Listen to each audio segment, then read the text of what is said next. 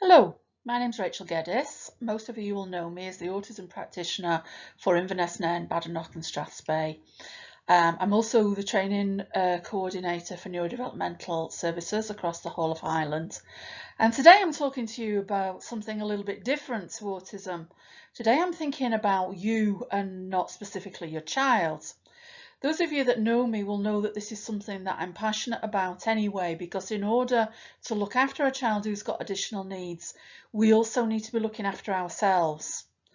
So at the moment, I'm talking to you from the lockdown situation. So here I am on my sofa in the Black Isle, which is very weird to me. I'm currently sat talking to my laptop, which is incredibly weird.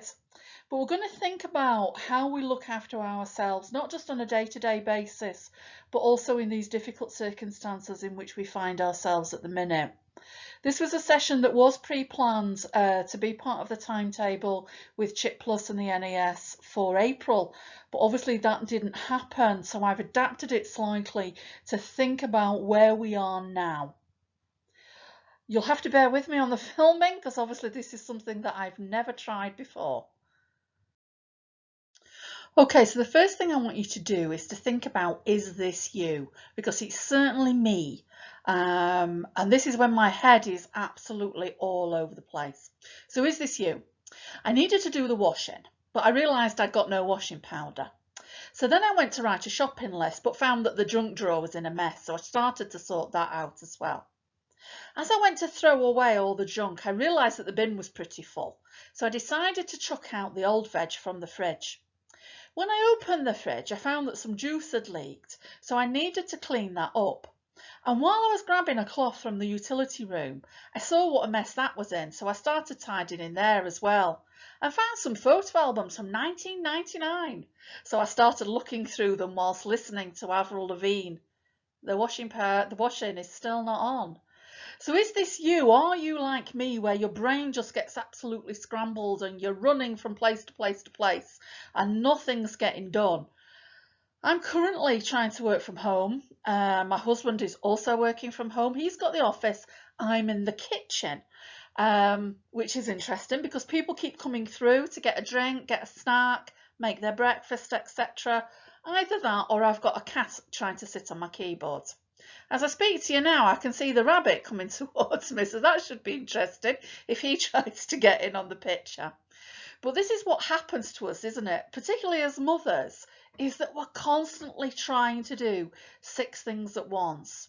So I can imagine you all at home at the moment trying to homeschool your kids, because as some of you will know, I've also got teenage twins.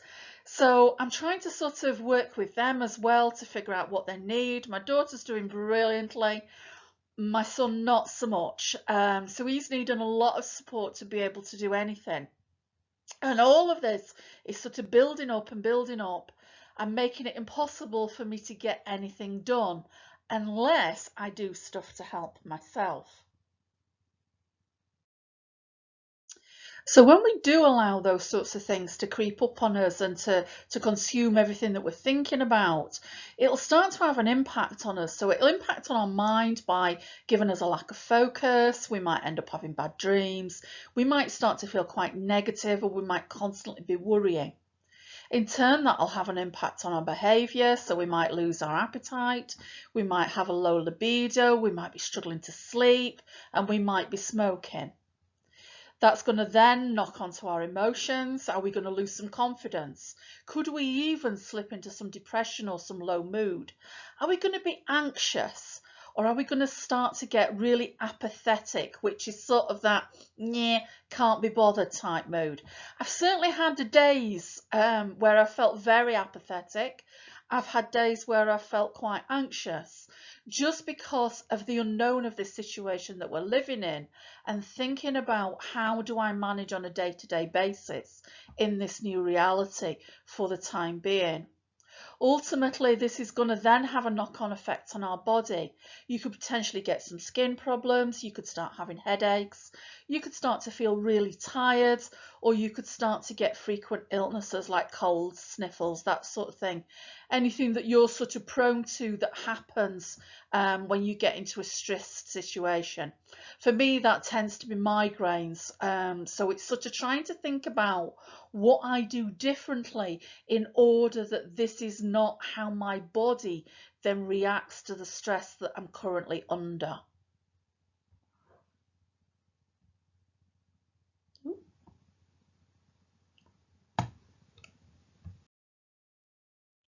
So which of you out there are currently trying to be in the super mummy mentality? Are you putting everybody first? Are you trying to do everything instead of asking for help? And are you putting yourself under a huge amount of pressure?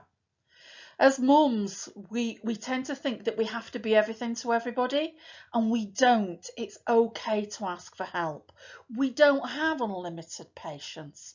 Yes, we're courageous. Yes, we'll do anything for our children, but that's going to run out eventually. Yes, we try to be understanding, we try to be supportive, and we'll make sacrifices for our children.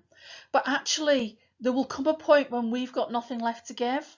And if we get to that point, that becomes really quite dangerous. It's like pouring from a half-empty cup, in that if you don't have the reserves to look after yourself, where are those reserves coming from in order to look after your children? And that is not a good place to be for anyone.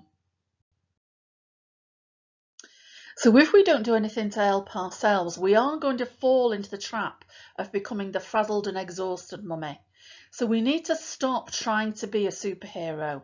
Bringing up a child is a marathon, it's not a sprint, and you will burn out if you don't help yourself. So one thing I have absolutely loved about lockdown is that I'm not running late. I've spent my life running around from place to place, from house to house, school to school, and I constantly feel like I'm on a treadmill and that I'm constantly running late. So one of the advantages I have found about working from home is that I can breathe, I can stop, and I can just refocus a little bit. Having said that, I did promise Alison these slides last week, and I'm only just doing them this week, so I am running late slightly.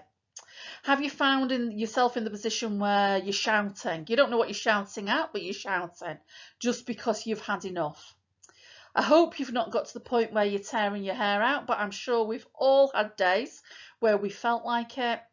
Are you feeling overwhelmed?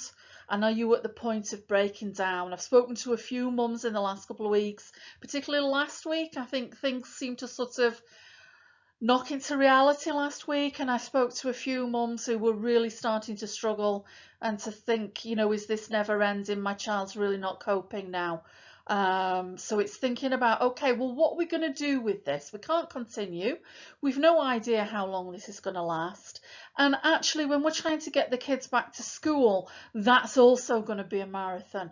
So we need to ensure that we've got some resources to be able to do that in the longer term as well, not just whilst we're at home with the kids.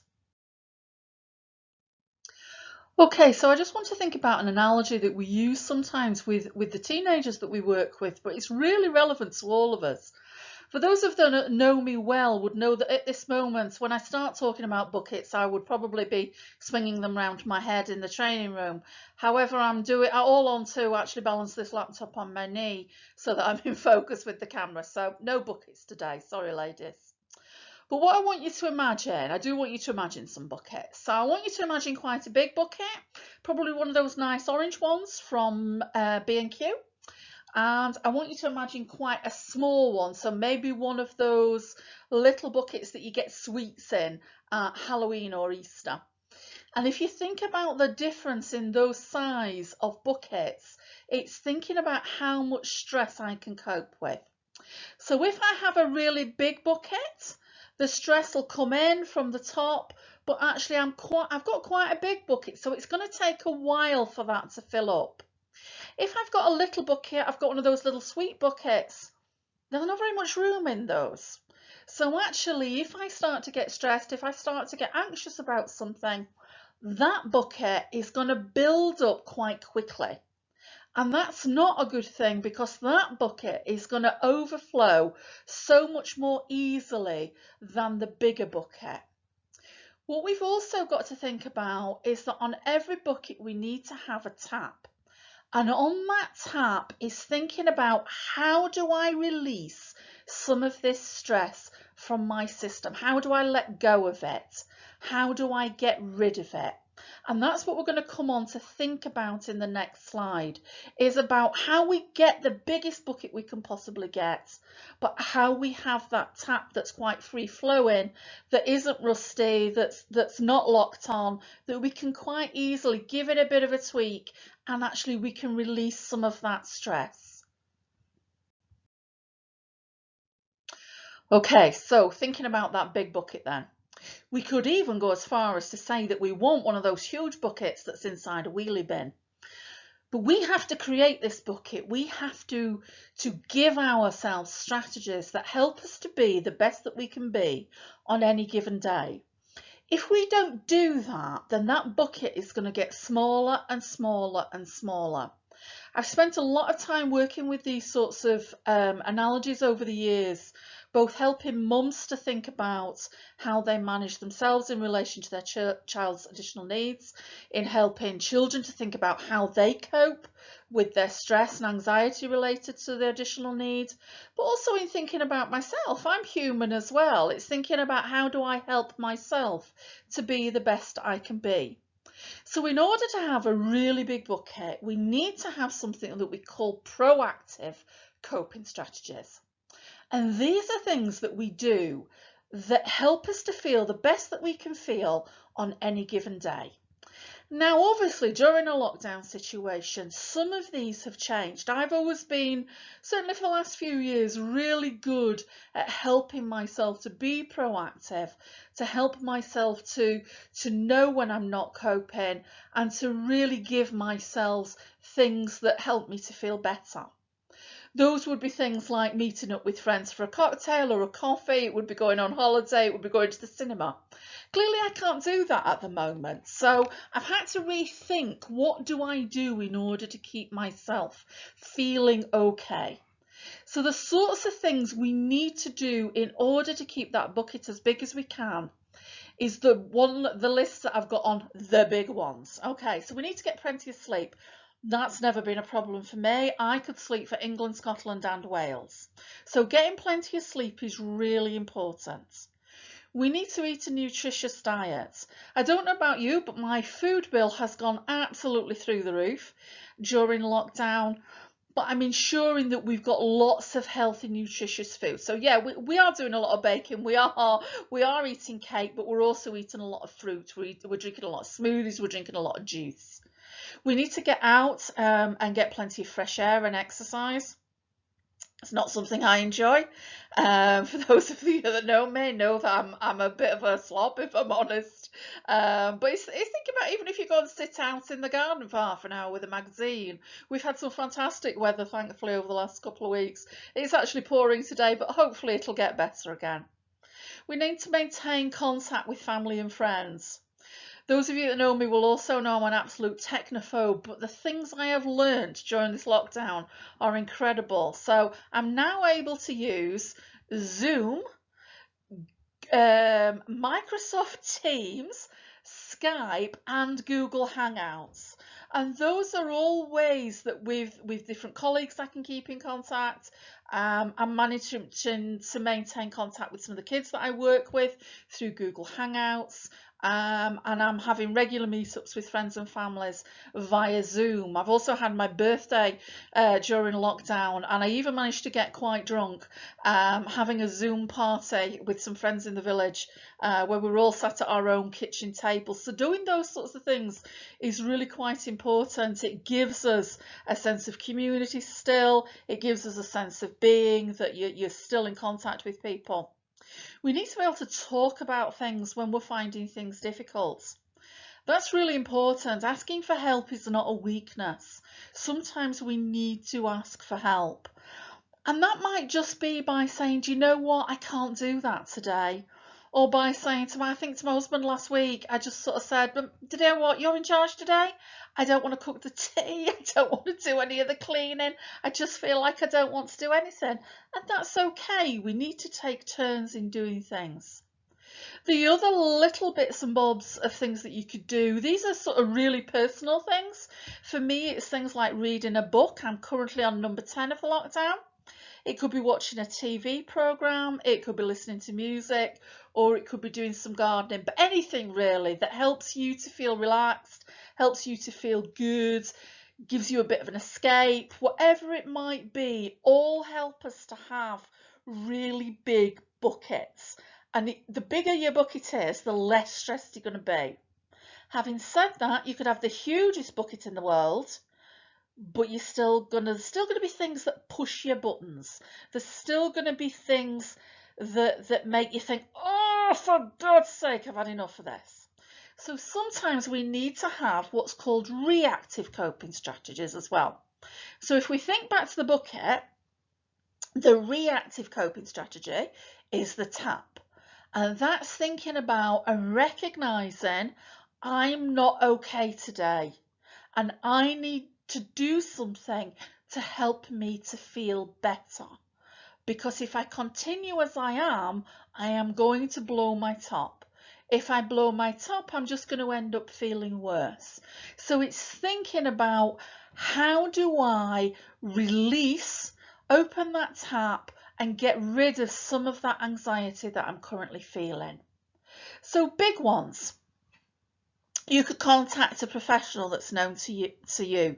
Certainly, I'm in regular contact with all of the kids that are on my caseload and all of the families that are on my caseload.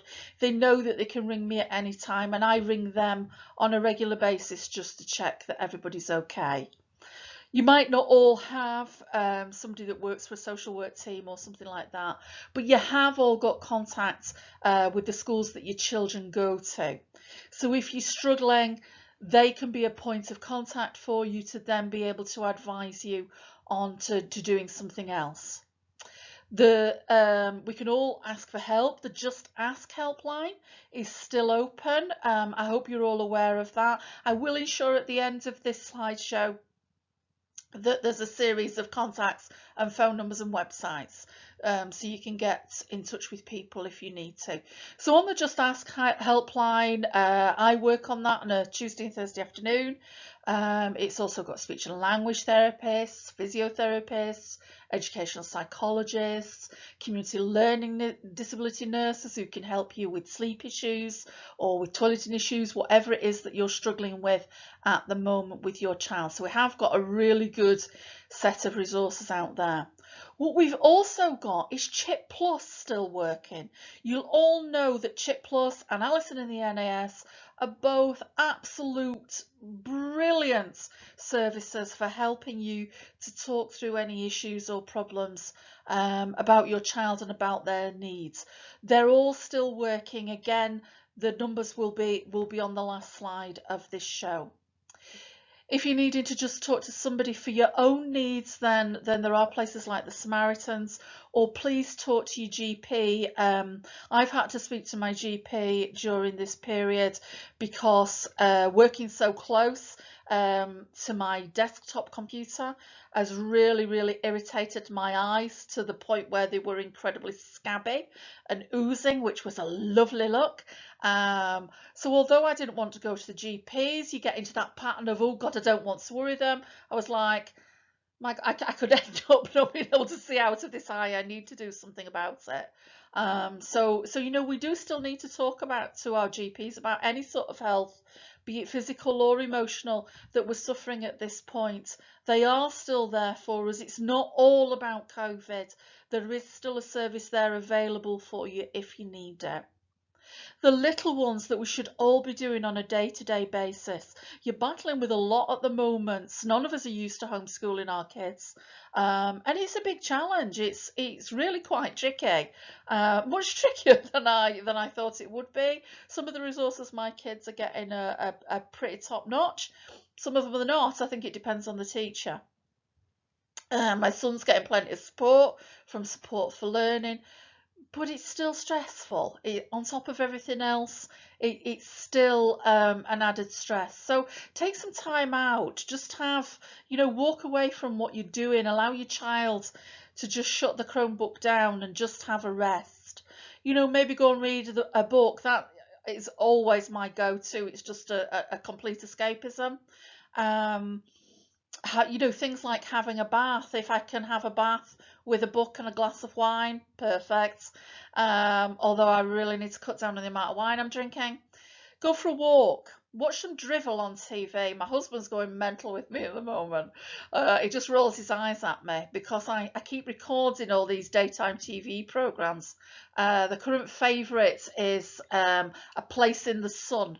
I'm currently planning my retirement in the Dordogne because it's just complete escapism from where I am and what I'm doing and what I'm experiencing on a day-to-day basis. And sometimes I just need to do a little bit of something like that just to take my mind off everything else that's happening. Whatever you do, it's completely personal because the things that work for me might not work for you. The things you might watch on TV, I might be thinking, oh, goodness me, no, I don't want to watch that. We all need to find something that's personal to us that helps us to come down from that state of anxiety. So all I want you to think about is being the best that you can be on any given day. Stop comparing yourself with people. Stop comparing yourself with that woman that puts pictures all over Facebook of the crafts that she's done with her child that day. Stop comparing yourself with the dad that does a 10-mile cycle with his kids all the day. All we can do, all any of us can ever do, is do the best that we can do on that day. And today that might be better than tomorrow, and tomorrow might not be as good as it was yesterday, but that's okay. Just do the best you can do on any given day. That's all anybody can ask of you. So this is something that might look familiar to some of you. This is what's called an incredible 5-point scale. We use it a huge amount with kids with autism, ADHD and other sort of neurodevelopmental difficulties. It's been around quite a long time and it's thinking about where am I at and how am I coping. So at a 1, I'm feeling calm and relaxed. Today's a good day. On a blue, on a number 2, I'm feeling pretty good. On a 3, I might have moved away from what we call our baseline behaviour. So our baseline is when we're feeling really good, we're in control, we're calm. At a 3, something's happened to move us away from that baseline. And we've started to feel a little bit anxious, a little bit nervous, and a little bit not coping quite as well as I can do. If we get to a 4 on this scale, we're generally getting pretty angry. And if we get to a 5, you're going to explode. What we say nowadays is, do you know what? If you get to a 5, it's gone too far. When we start to feel like we're moving from a 2 to a 3, that's when we start to, or should start, to be able to recognise that actually I've moved a little bit away from where I was on my baseline. My bucket's starting to feel a little bit full. I need to do something about it. Because if I don't do something about it now, something else will happen. And then something else will happen. And I will get to the point where I'm angry, I'm anxious, I'm agitated, and I'm not coping. We shouldn't, if we can help it, allow ourselves to get as high as a 4 or a 5. We should be trying to do something about it at a number 3 when that bucket is starting to fill up and you realise that you've gone past the level of the tap and you need to be releasing some of it.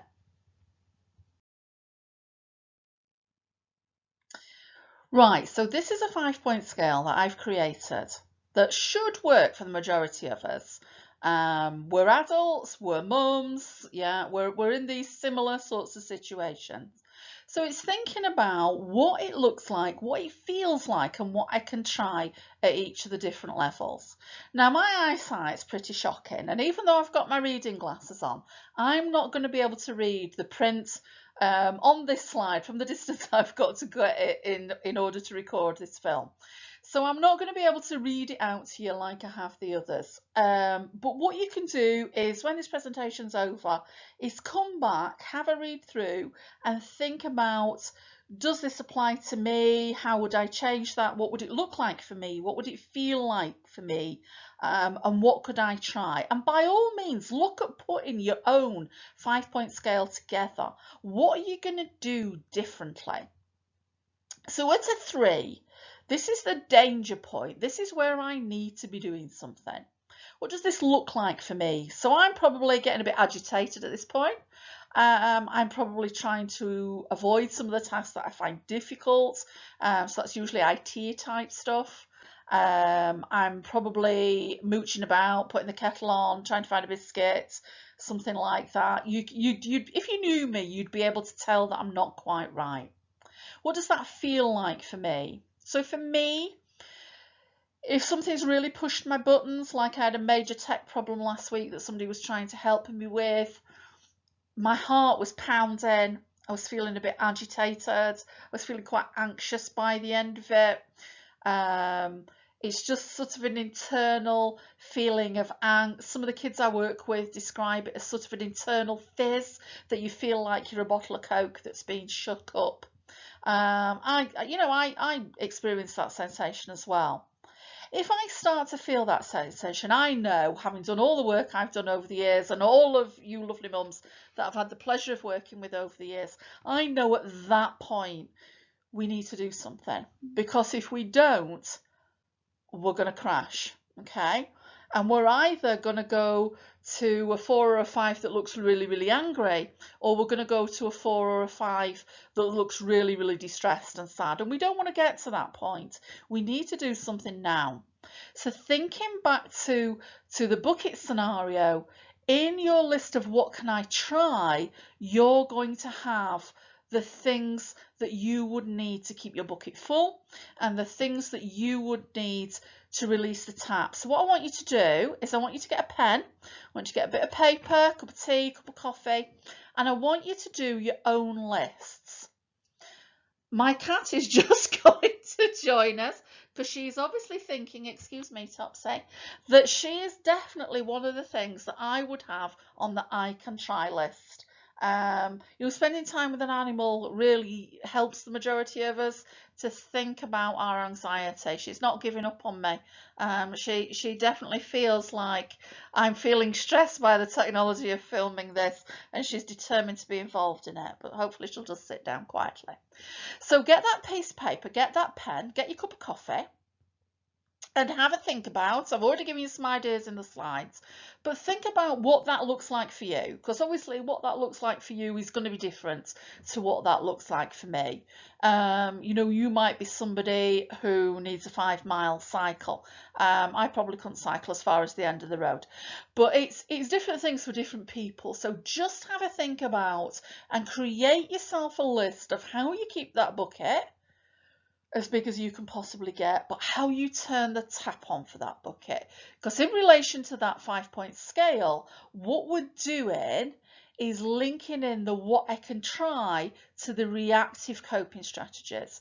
And that's really, really important, because if we don't do this at this point, and I know we've all been there and we'll all be there again, but actually we have to start and learn how we do things differently, is what can I try? What can I do differently that will stop myself from moving up that scale into a 4, into a 5, that are really not good places to be? So it's really important that you consider this at this point.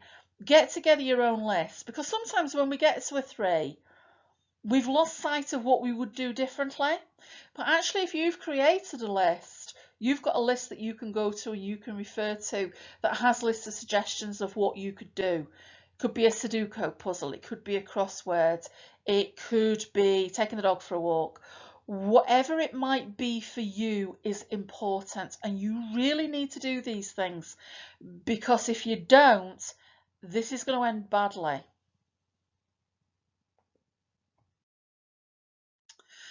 Okay, so have any of you heard of the term reframing your brain? Sometimes we have to get out of our patterns of behaviour and we have to learn a new behaviour in order to be able to move forward with our lives. So I'm a pretty feisty person, as some of you will know, and sometimes I'll receive an email and think, what the? Yeah, and my automatic response is to, yeah, what on earth were you thinking? It's not a good thing to do. Yeah, sometimes gets you into trouble. So we have to change that behaviour. You have to reframe that behaviour. By all means, write that email, but don't send it.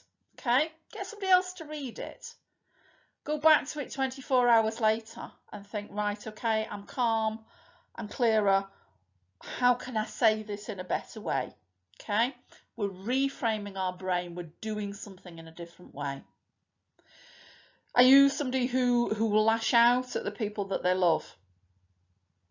I have to say to mums that actually, if you have a child who has lots of anxiety, has some behaviour that challenges, you are the person that will get the brunt of it.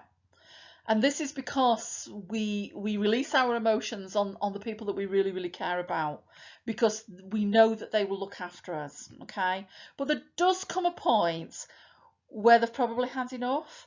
So again, if we're reframing that behaviour, we might need to go out for a walk first. We might need to think through, how am I going to say this differently? How am I going to be diplomatic? Are you somebody who bottles up their feelings? I'm pretty much a heart on your sleeve sort of girl. What I'm thinking, what I'm feeling, you'll know about it, and that's okay. But in the past, I have been somebody who bottles up my feelings, and then you end up with quite a lot of internal anxiety. That's not a good place to be. So do something about it. You know, listen to your favourite album, go for a walk, watch some TV, whatever it might be. Are you a sort of person who gets into an overthinking spiral? I'm sure we've all been there. I'm particularly bad at it if I can't sleep. Everything and anything will go through my head. I'm generally a good sleeper, but on the occasions when I'm not, it's the, why did I say that? What did I do that for? How can I change that behaviour? What on earth were you thinking, Rachel? Okay, but once I've done something, there's no point in worrying about it. Unless I can do something about it, unless I can do something differently, can I apologise to that person? Can I make some recompense to that person? Can I put it better? Can I put it right? Okay, can I do something about it? Oftentimes it's something really, really minor, so sometimes we just need to get ourselves out of that thinking. Go and watch a TV programme. Are you constantly comparing yourselves to others? There's so much on Facebook at the moment, isn't there? Particularly with the homeschooling thing. I'm on this, I can't think what it's called. It's sort of lockdown ideas or something like this page on Facebook. And everybody keeps putting on these marvellous things that their children are doing during lockdown. And I think, I'm lucky if I get mine out of bed by 12 o'clock. But you know what? For him, that's an achievement. Yeah. Maybe their kids have not got additional needs. Maybe their kids love schoolwork. Yeah, I've got a daughter who's doing all those sorts of things. She's managing okay. I can't compare myself or my child against other people. I need to think about what's important to us, what's important in our family, and what that means. My son's done a huge amount of baking over the lockdown, and that's made him feel really good, and that's important. Maybe he's not kept up with his history project or his maths project, but he's doing things that are worthwhile. So I want you to make a list of all the things you're grateful for in your family, and think about what is important in your family, and stop comparing yourself to other people. Okay, ladies, time for me to stop talking. Do you know what? There will be days when you can do all that. And there will be days where you can be really proactive and really reactive and put all your coping strategies into place and have a really good day. But some days are just hard. Some days are just rough. And sometimes you've got to cry before you can move forward. And that's all right. Don't beat yourself up if you have days that are just really rough. You're human. You're not a superhero. I know we try to be, but we're really not. We're just human. And sometimes it's okay to say, I can't do that today. But do what you can, when you can, and however you can do it. Do the things that make you feel good. Do the things that make you feel happy. Think about all of the positives in your family, not what anybody else is doing. Other people's lives are not important. Your life is important. We're going to put together a Zoom session following this film with Chip Plus and the NAS in Inverness. We're hoping to do that on the 28th of May. And that'll give us an opportunity to talk through any of the stuff that's on these slides, anything you're not sure about. Or what I would really love is people as part of that Zoom session to say, do you know what, I've tried that and that worked. Yeah, I've got some proactives, I've got some reactives, and I'm working on making that bucket bigger. You can do it, ladies. There will be good days, there will be bad days, but I have faith in you.